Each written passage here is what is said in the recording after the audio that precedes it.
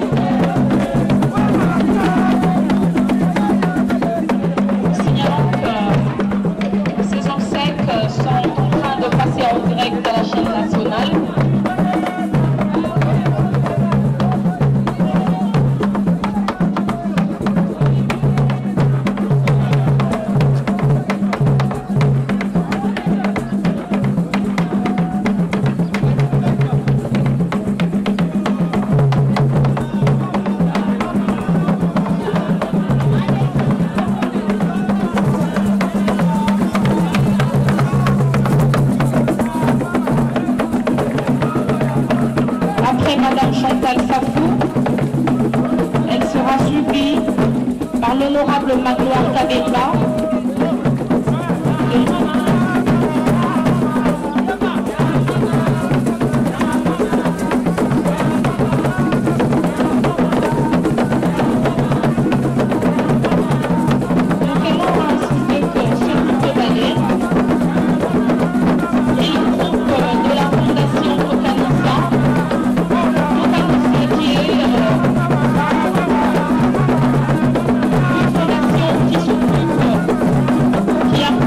Qui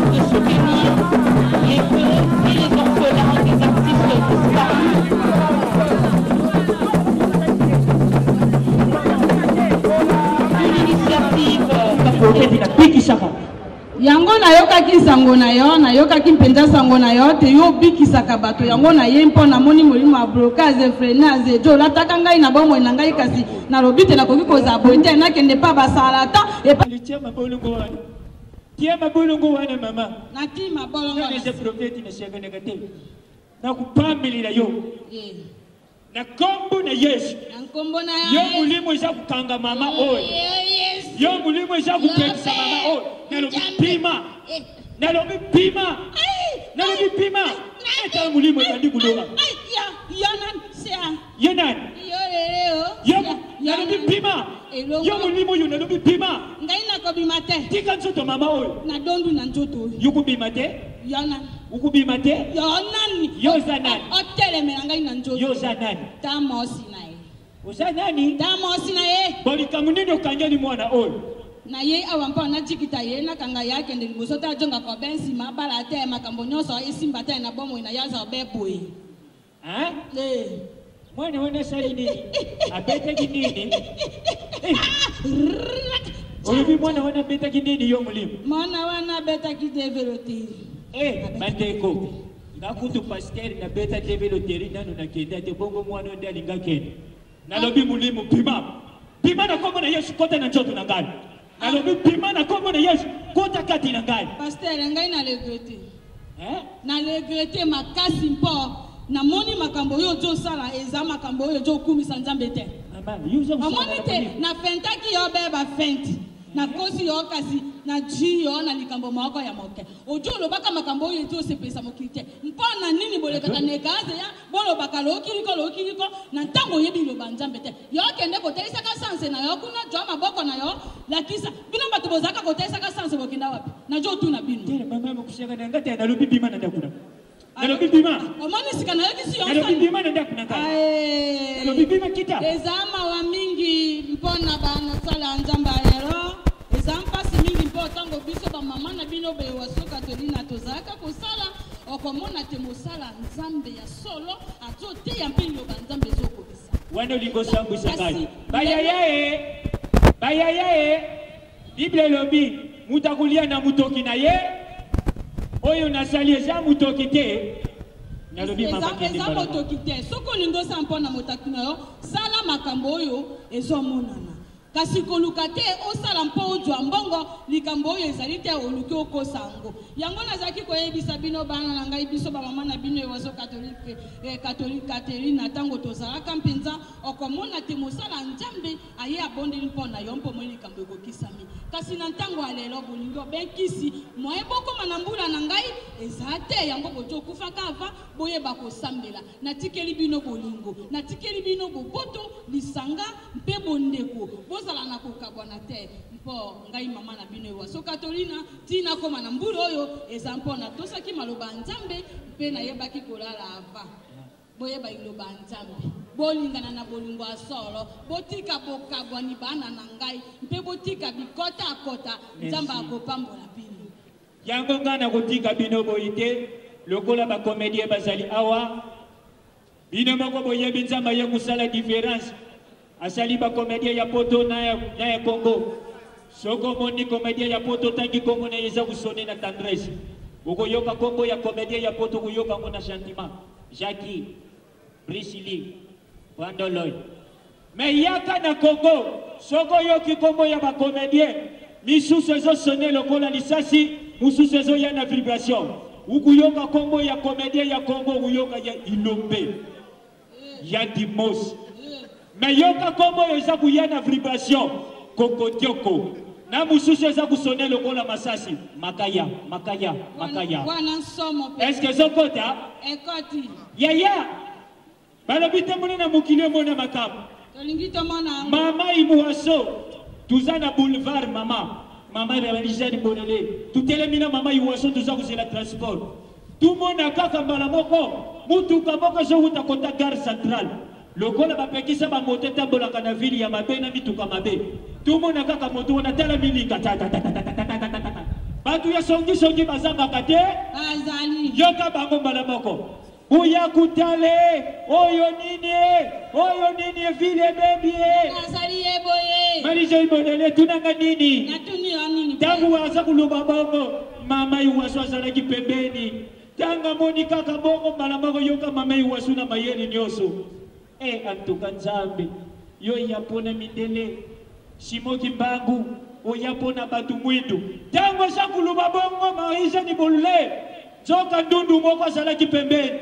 bango bazanga ndundu wana tamba yoki mbala moko na nzoto na kimwa mame waso akangi mame waso wana mame waso place ngana zalaki sia place ngana zalaki na lobi mame waso amemi ngambwe sikwa koloba na ndundu wana nini ya janga kili kamba koloba mama waso simbi ndundu na lipeka amemie na malembe nyoso ayoki na mawa alobi pona bino bandundu ubanga te Texas ayaki pona bino. Merci maboko pona bino nyoso. Voilà, merci. Nous allons applaudir. Ce qui vraiment au beti tortue, ce qui beti koba vraiment au baby si maboko na yo parce que koba taka posa koba za makasi. Ce que ce qui beti donc maboko no monde baby bakunda olu ba fitantaka.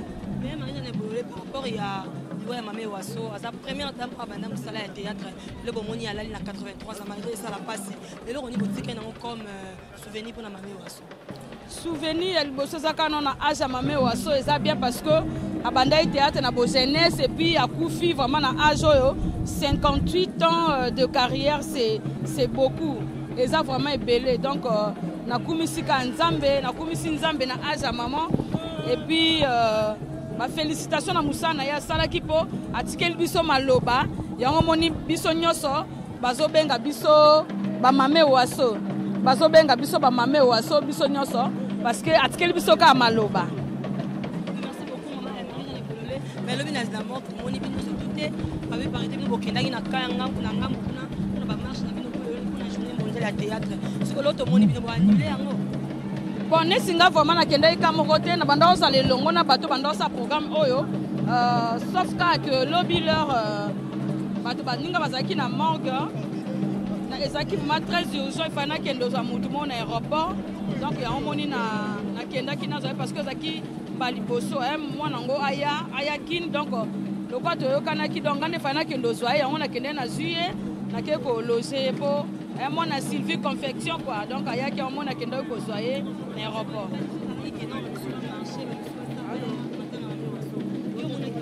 mabe en tout cas na mona ki on mabe parce que toko ko marché kaka boboke morgue bo songi to ça boy to ça kana fête na biso parce que maman Koufi na 82 ans et puis les loza journée na biso journée mondiale du théâtre donc au lieu de célébrer on to que surtout marché ata ko to biso moko na bino bato bolanda biso vraiment que maman ndenge bembela libo ba moni biso na boulevard to leki tozo marché pour loba na biso vraiment nini donc ça bien te na ba réunion mususu na ba makamso zo sama pembeni ne singa ba na sepela na ngote mais tobi que fait ba reporter pe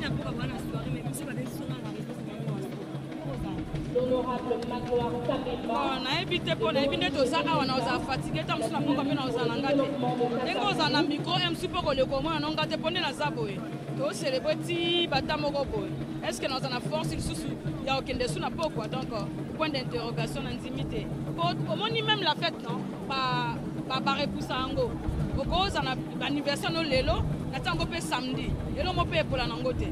Donc, faites la chose dans les lots. Parce que tu célébrer la journée mondiale du théâtre. Mais tu peux prolonger même samedi. Tu fais un peu de qui. Mais on dit que tu es bon. Et ça, conviction, tu as un sens de zate. Tu bon en tout cas. Et ça, n'est bien. Mot de la fin de la famille théâtrale, les akake, tolingana les uns les autres. Aimons-nous vivons, tolingana, tant que tu as un bon mot.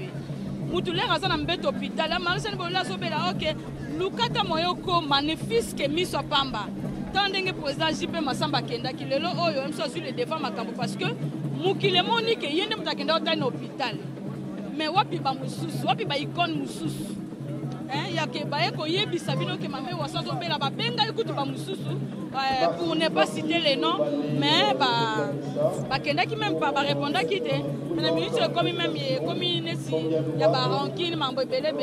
Pourquoi? Quel que soit les Kambango, quelle que soit famille boya qui beaucoup dans l'organisation. Mais tant que Batouo, Batanga, Bafana de bande de l'école et puis ba responsable bossa nini. Mukolo amela kaka. Melina no bomi moto, matange leki apote ko sama, kote ko tala makamsu sima. Mais bozima bakanda botengi boso na moma ya matanga. Je n'ai pas aimé. Il a quoi boye ko assister bisona. Dilaka o ya mame waso. Nana makasi ya kolobate. Nazana mingi ya kolobate. Parce que mama oyo na yebaki ye non seulement moninga mosala. Bango ba ko sa na service ya production, biso aki na service ya rédaction en langue.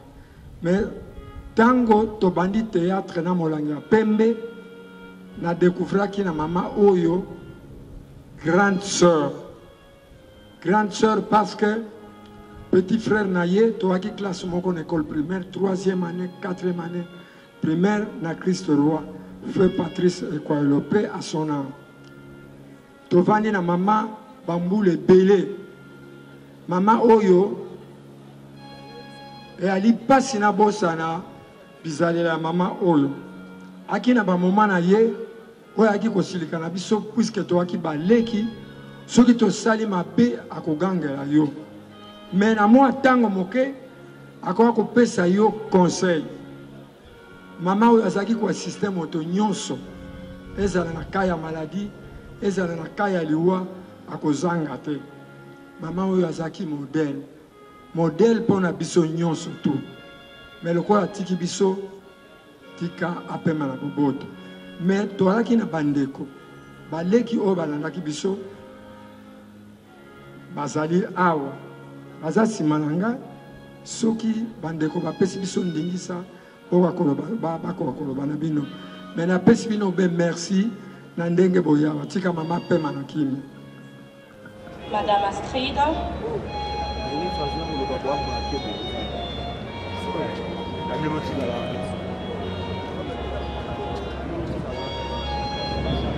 Son Excellence Madame la Ministre Astrid, Ministre des Cultes.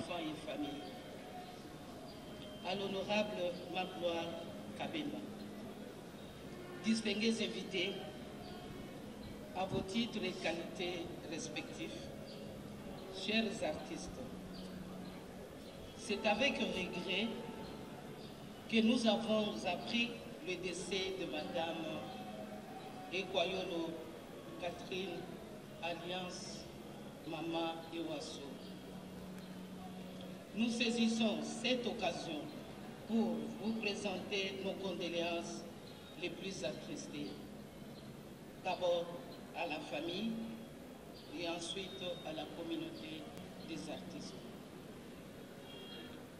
Depuis l'annonce de la nouvelle de ce décès, le gouvernement de la République, sous l'impulsion du président, par les canaux de notre ministère,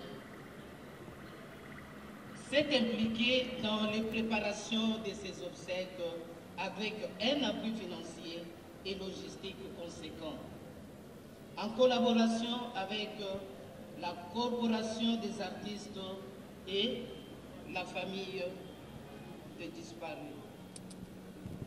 Nous voulons rendre ce jour un vibrant hommage à Mama Ewaso Catherine, femme pionnière dans les théâtres radiophoniques en République démocratique du Congo. Mama Ewaso Catherine s'est aussi distinguée dans les théâtres télévisés par la groupe Salongo pendant plusieurs années. Le mérite artistique de Mama Ewaso a fait que le ministre du Genre, Enfants et Famille n'est pas resté indifférente en sacrifiant toute la journée d'hier pour commémorer, de par sa présence, la mémoire de l'illustre disparu.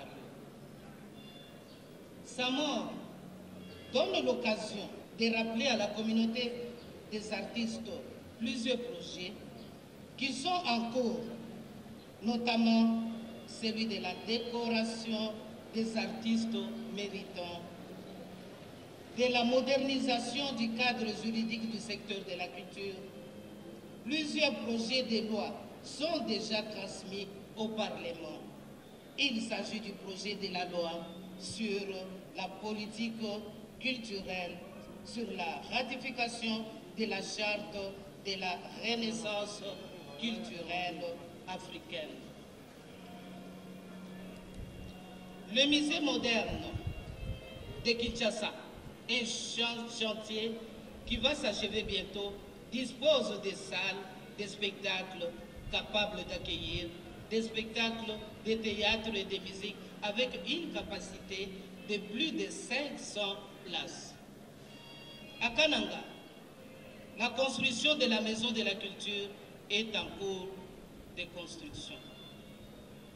Les projets de textes réglementaires ont été produits pour la mise en œuvre de la redevance pour la copie privée en vue de taxer les supports numériques et le matériel d'enregistrement, ordinateur, téléphone portable, pour compenser le manque à gagner des créateurs dus aux copies massives des œuvres sur les supports numériques.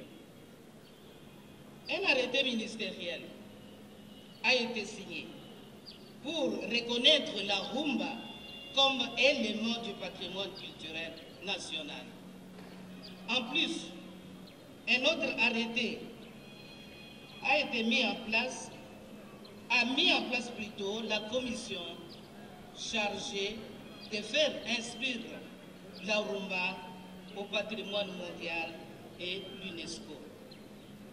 Nous invitons tous les artistes à collaborer avec le ministère pour un plaidoyer en faveur de ces projets susmentionnés.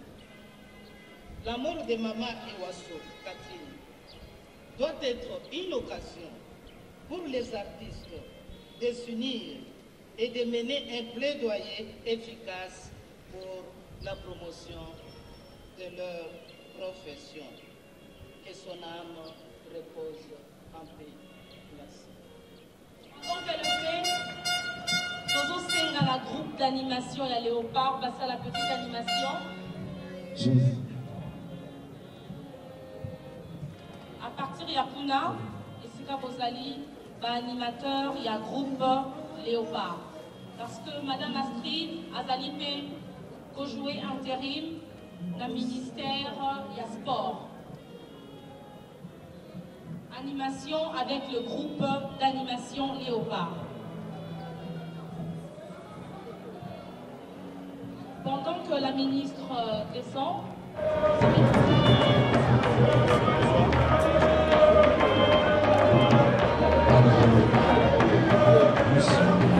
des très vives félicitations à tous les artistes congolais, les artistes comédiens, d'avoir fait preuve d'une grande maturité pour une si belle organisation ensemble avec le gouvernement, principalement avec le ministère de la Culture et des Arts. Un grand merci à la RTNC, la chaîne nationale, d'avoir accompagné le déroulé de cet événement. Un grand merci à la Fondation Tokanisa.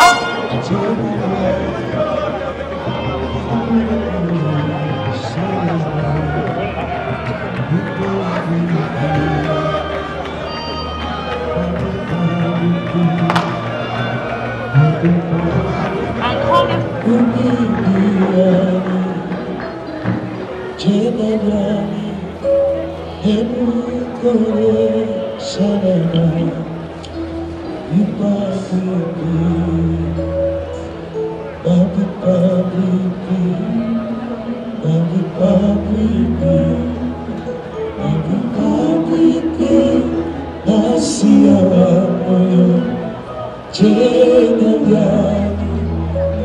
Après les honorables précités, nous invitons à présent le ministère de l'Intérieur et Sécurité ici représenté. l'honorable dépose, suivi du ministère de l'Intérieur et Sécurité. Il sera présenté par une délégation à déposer sa jarre de fleurs.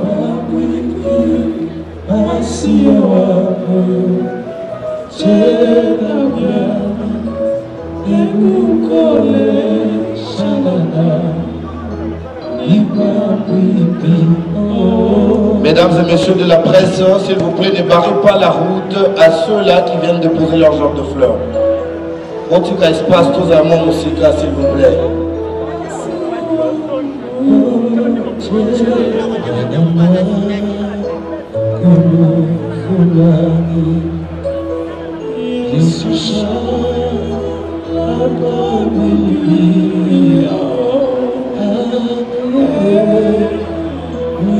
Nous allons prier aux délégations qui viennent de déposer l'argent.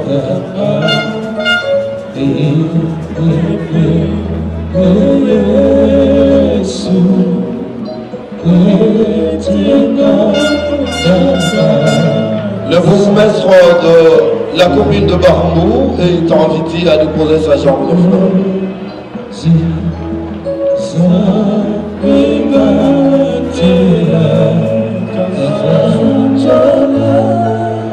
Après le bourgmestre de la commune de Barambou, nous invitons le point focal genre des forces armées de la République démocratique du Congo. Ils se sont enregistrés 2 fois. Nous invitons à présent la dynamique pour le développement des Kassavou, DDK, est invité à déposer un peu de diligence, s'il vous plaît.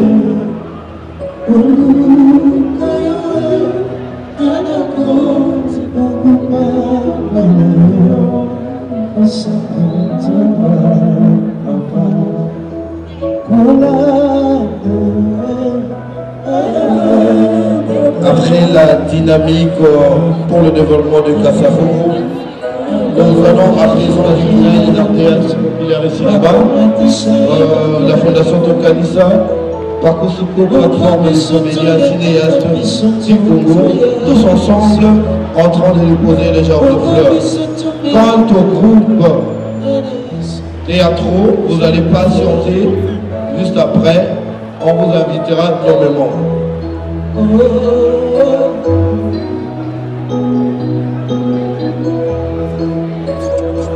Soki doki eli poto akomatisa ye mabe soki mbele makila ya moto akomatisa ye bagade bongo biso tolakana biso nzoto ya Yesu bongo biso tomelaka makila ara Yesu tokozala te makila tokozala kaka Omakila na Yesu kaka pole kamakila oto Tolobi ba groupe théâtre nyonso tokobenga bino nommément. Donc chaque groupe sera invité juste après les fondations, plateformes et associations.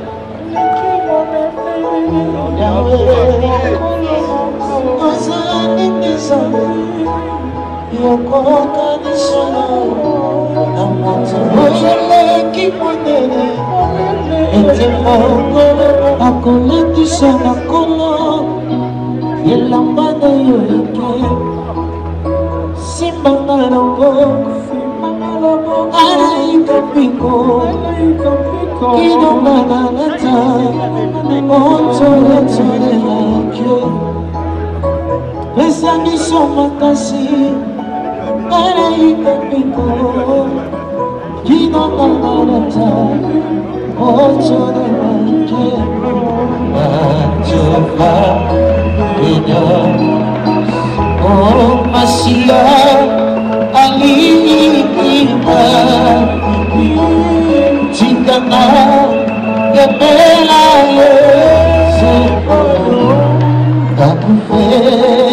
Nous allons faire appel au groupe Salomon. Masia, Ali, Chikana Yemela Semoyo Akufe Yakinai Daikoro Sama Tantanise Nasi Masia Alika Chikana Yemela Semoyo Akufe Yakinai Daikoro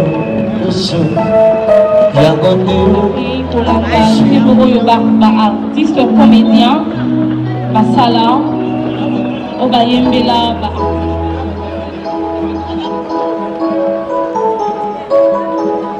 Katina Omokayo Ayeko Ibo Oma C'est voilà Salomon et le groupe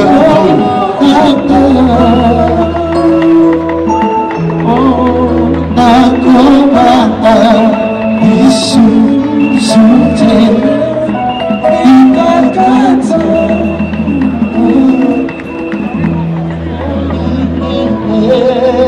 Le groupe Sans Souci d'Afrique de Pont-Saint-Gerbe, suivi du groupe Lisboy original du président Mondori.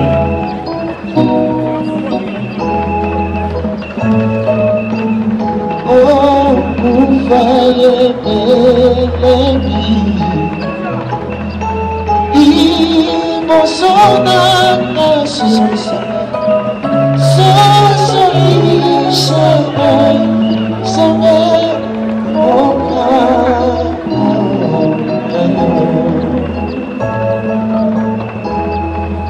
Ufaye Elemi Imosona Sosori Samai Samai Oka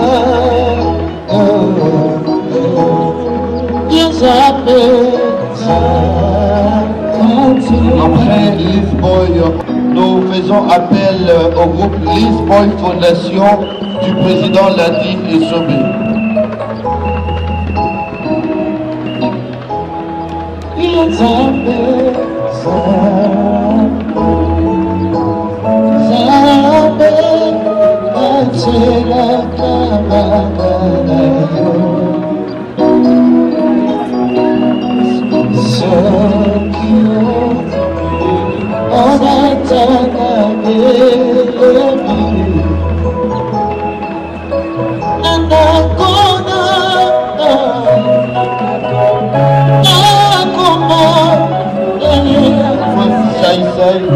Du président Fiston Faisal.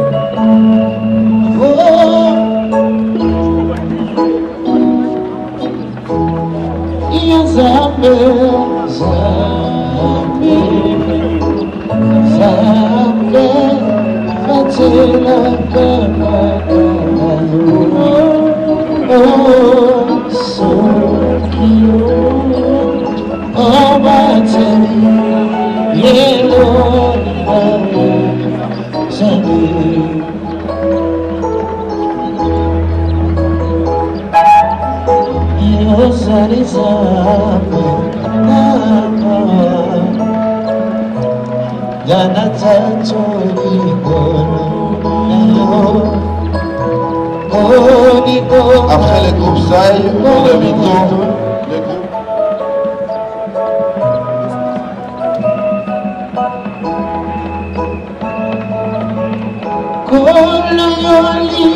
Après le groupe évangéliste, nous invitons le groupe Temps de la Grâce de Bijou la Reine.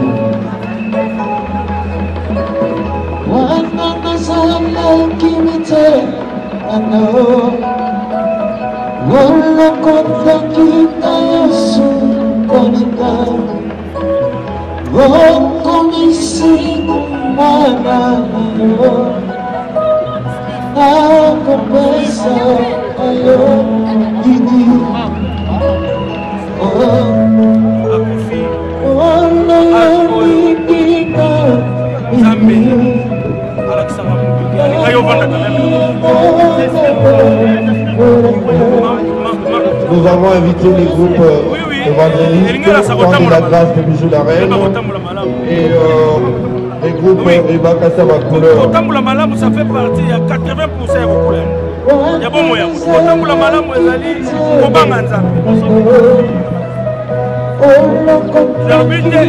Le Temps de la grâce de Bijou la Reine dépose suivi le groupe Ribakata Bakouleur de l'école Ribakata.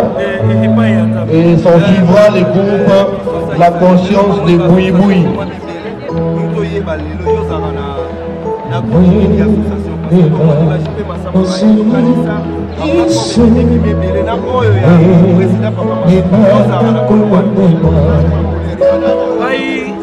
D'abord, on a l'association des bons cœurs. Si on vous invite, allez-y rapidement. Les groupes de Bakata la couleur, allez-y. La conscience de Boui Boui. On vient de nous faire signe que le groupe Mabokindalema a aussi déposé ce genre de fleurs. Donc, nous l'invitons directement à se faire. Na préféré na tikala lolenge na ye kolela mamewa donc artiste comédien sans pour autant bozala na parti primo be na association donc voilà tozala na moment ya kowelela ba association tozala d'abord na moment ya kowelela changement ya mutu ya soki moto la conscience de Boui Boui association bozalelo bopamba tuna ba association wana nyonso bozowela. Le groupe Mabokindalema, ayant déposé votre jambe de fleurs, suivi du groupe Papa Koba. L'association théâtre est dans la transition.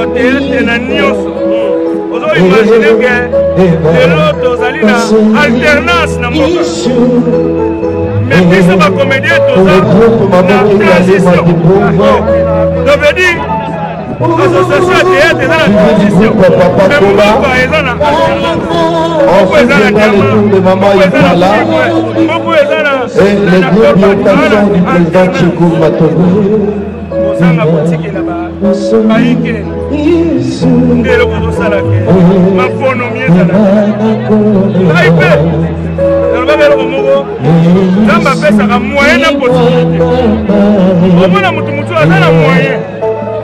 Mais possibilité ça. Tant que ça t'es pas ça. Mutu a la moyen de. Mais la possibilité. Moyen ça t'es pas comme ça va pour ça. Mais ça m'a fait ça comme moyen, la possibilité. Période où ça c'est la ligne assumer. Responsabilité on est à la moyen association c'est ça qui prend la moyen, la possibilité. Mais si quand on a un moyen, mais possibilité mais tant que nous souci kenda et donc on a la souci n'a pas comme l'association des anciennes élèves des sœurs missionnaires du cœur immaculé de Marie et la DAPES, l'association des anciens élèves des écoles de Père Chéri.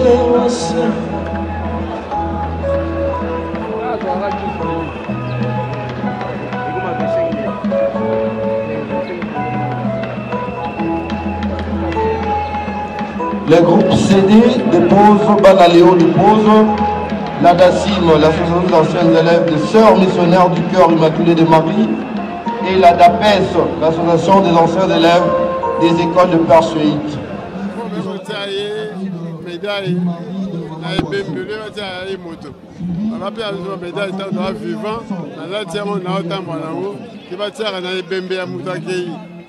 Mais les lots des ordres est épelés par rapport à la comédienne, à la actrice, à l'actrice, par rapport à l'association.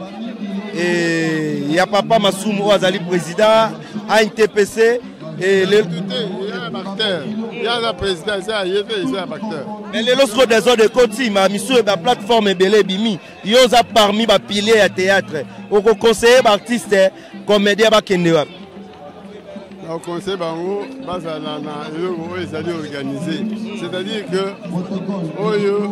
les gens n'ont pas la plateforme, et comme la politique, Attention, il y a des gens qui ont des plateformes. Est-ce que tu as une plateforme de théâtre? Non. En théâtre, il y a une salle, il y a une formation, il y a une salle, il y a une salle. Tu as une plateforme, il y a un politicien, il y a 3, 4, il y a une plateforme. Non. Il faut que l'association défende des artistes et pas une autre. Pas de plateforme, non. Moi, je ne suis pas d'accord avec les plateformes. Pour ça, la groupe, pour l'association, la Bino, on défend le théâtre, la Bino, et on défend le droit de la Bino. Pas plateforme, on va politique. Est-ce que l'État congolais s'occupera vraiment de la Bino va piler à théâtre? On a occupé bien, va piler à théâtre, on a des jeunes qui ont été biso. Sur le biso, on a été. Est-ce que les jeunes ont été au théâtre? Voilà. Nous avons dit que ça a marqué des Zalara, et on a des jeunes qui ont été. Mais tu as dit que les jeunes ont été pas Zalara et de l'autre côté. Non. Ce faut là qui porte, tu dis pas que tu peux aller à la l'État aille, parce que nous avons Zalara, ils ont la valeur. Si on a la valeur, on va aller à terre. On dit que maman a tout la valeur, mais tu as autorité. Aïe, bata théâtre, bata film. Tout ce que l'on a théâtre, parce que comment ça va cinéma, film. Film, les amis, ils ont la télévision, ils ont filmé. Il y a autre chose ça. Il y a autre chose. À l'instant, il y a l'État va tirer à poids. Puis l'État a mis sur aïe, tout ça là, il y a mené. Codiciaire, tout un problème, ce n'est pas donné à tout le monde. Quand on se prend sa moto, tant qu'il y a un problème, qu'on fait, tant qu'on la télévision, c'est très très important la vie à moto. Parce que c'est vous arrêtez, parce que c'est théâtre, parce que c'est long. Tant que vous avez 1 million de personnes, parfois, vacciné, il y a des là. La moto a bien. Le rôle abimité, accident est raté parce qu'il y a autant de théâtre. Alors, montant aussi à théâtre, montant aussi à film, pour continuer à se présenter, il faut l'État à l'Andelaï, à tirer des moyens pour continuer comme ça, à la courage comme ça. Donc, tu sais, l'État a la rappelé, madame, à fond la mise. Et ça a été à son temps, à Bissi Mbongo, non. Pas de absorbe Mbongo pour tout ça, la moussala. Pas de absorbe Mbongo pour la recouvrir. Beaucoup plus pour tout ça, moussala, oyo. Tu as le festival modèle avec ça. Tu as la rencontre à l'été, ça, le cinéma, les athées, tu as la salle d'Ibembi. Tu as la salle, c'est le Zala. Industrie à théâtre, et Zala, industrie à film.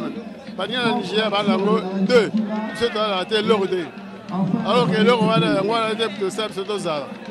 Tu retournes le film, c'était difficilement parce que tu dois avoir un rabat. Le local, on a eu autour du film. Lobby, alors on a eu. Pour ça, suffit à dire. Lobby, évidemment, je reçois les gens, je ne peux pas vous recevoir aujourd'hui. Moi, je tourner ça. C'est quand on a écoute. Il faut ça, on a la chambre. Chambre de beaucoup d'années, la chambre de privé. Donc, il faut savoir la place des équilibres. Au bureau, à la sécurité, alors, l'État, la mission, a ton appel à citer à cinéma, on a banni un monsieur. Dans le Niger, on a mis balai, dans le lieu de 1 an, dans le lieu de 2. Vous savez, tu vas mort à mener le rôle à Nigeria. Tu vas faire un moyen, un bon résultat. Donc, si la moto a abandonné les artistes, le Nigeria va jouer à ça. On a dit ça, on va utiliser, on va louer le repos. Si il filme ici, puis tu redéfends, vas-y, tu reçois là-bas. Ce que tu là, il parle de la porte. Non, tu côté à 100%. Le théâtre à l'élo, on a kala, on est pas comportement. Vous allez payer le rôle à l'élo. Puis au moins, les jeunes, c'est que on a un modèle, on a un monde dans la bango. Puis on a un modèle. Théâtre à l'élo, c'est différent à l'aube, ailleurs. Parce que les jeunes, ils ont la concurrence. Au côté pour les Gamoutouana. Au long pour ça, le président. Président, c'est quoi? Basé sur président. Mais, avec ça, avec le combat scénario, avec le diriger mise en scène, avec le filmer, alors tout ça. Donc, il faut évoluer, dans ton qualité, côté. Les jeunes, ils vont aller dans le théâtre, par exemple. On a un exemple, on a un modèle, on va évoluer. Mais si on a ça, alors on a un niveau de marathon, on va évoluer. Donc, les jeunes, ils vont pas la concurrence, on a les cahiers, non. Il y a parce que les gens au Salango, c'est comme ça qu'ils vont.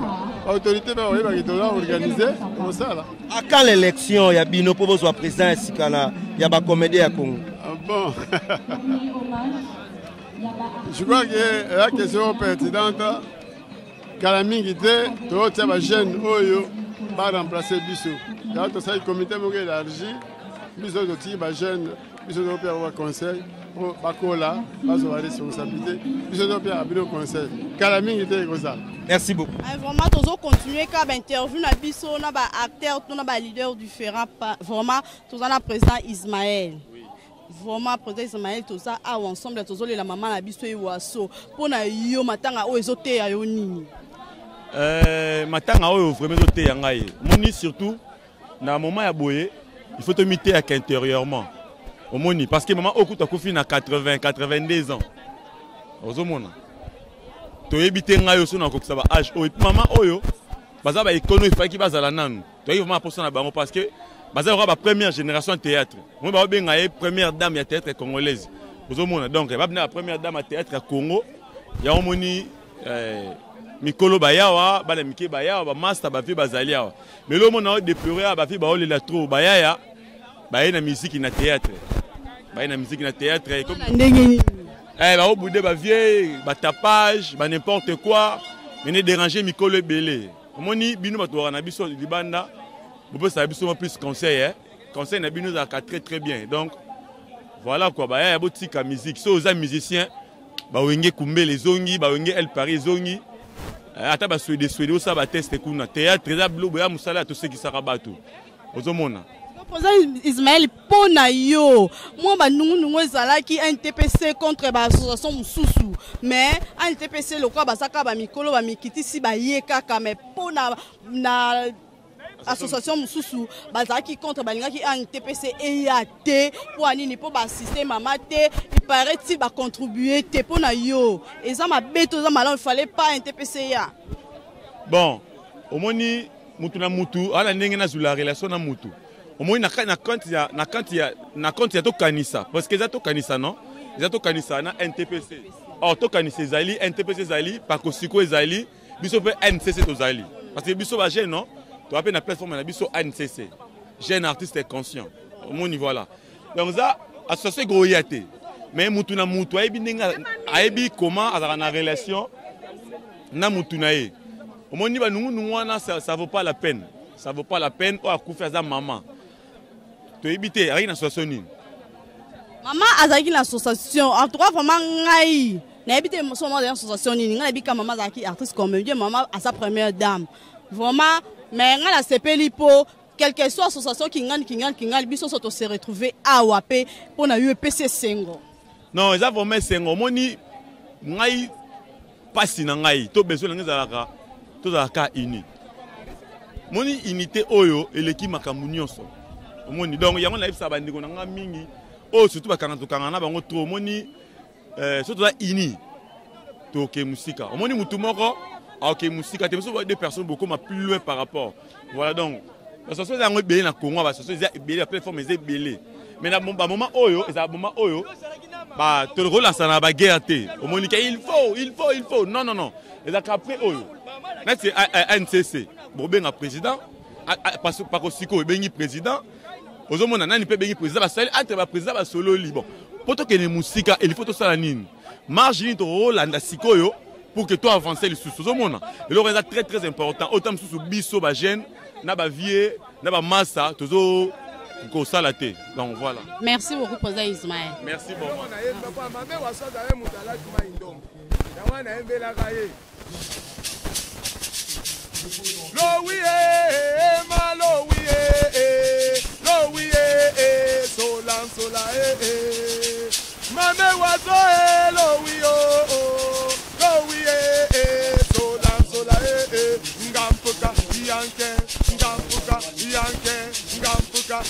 En tout, tokolela yo, tokolembate, tokolela yo mama, tokolembate, mamo kende malamwe, tokolela yo, mamo tiki bisonana ne, tokolela yo, mame wato, kende na yo malamwe mame. mama tobandaki na yo na Congo mama bino nde bobanda teatre oyo biso tokotika yango te tokolemba te tokolela yo mama tokolemba te mama okende malamu tokolela yo mama otiki biso na nane mame vraiment tant na soyemba eza mawa mingi na monde théâtre tokoma kufa na ba âge moko mikie mais comme maman kufi na 82 ans eza vraiment à féliciter parce que ba fille ya lelo ba kufa na ba âge moko mikie ba pressé ba mbangu ba besoin asomba mutu asombaka mutuka ndanga mona ki muninga ki na mutuka ipasa na mutuka donc ba pressé wana esa que na mona art to kufa avant mais maman a commis 82 ans eza vraiment honneur eza vraiment honneur na monde na biso ba théâtre. Respect au mort. On se lève. Nous allons se diriger sur la cimetière, la nécropole entre ciel et terre. Je numéro au Balinga Rabino Bazali Awa. Et toujours rappeler que les lots, comédiens en général, et nous allons Rabino pour applaudir pour Maman Ewaso qui a travaillé durant toute sa vie. Elle a aussi été journaliste en présentant l'émission Biloubou d'Abisso. Et merci beaucoup, merci à la famille, merci à l'équipe qui a organisé ces funérailles, merci à la fondation Tokanifa qui sera le prochain, mais nous espérons que le lendemain soit meilleur. Pour Tomboli Cercueil,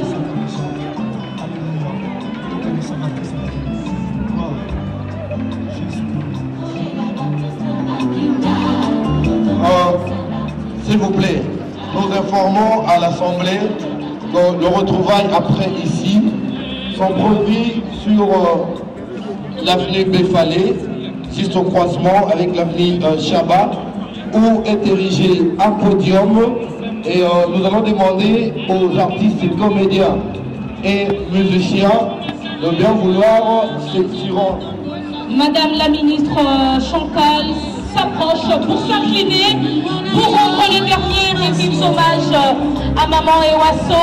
Nous allons commettre la Maman Ewaso Maboko Yasuka. Nous allons accompagner Tina Katia. Il y a Corbillard. Nous allons accompagner la cimetière. Maman Ewaso et Bélé Baébakié, tout Baébakié.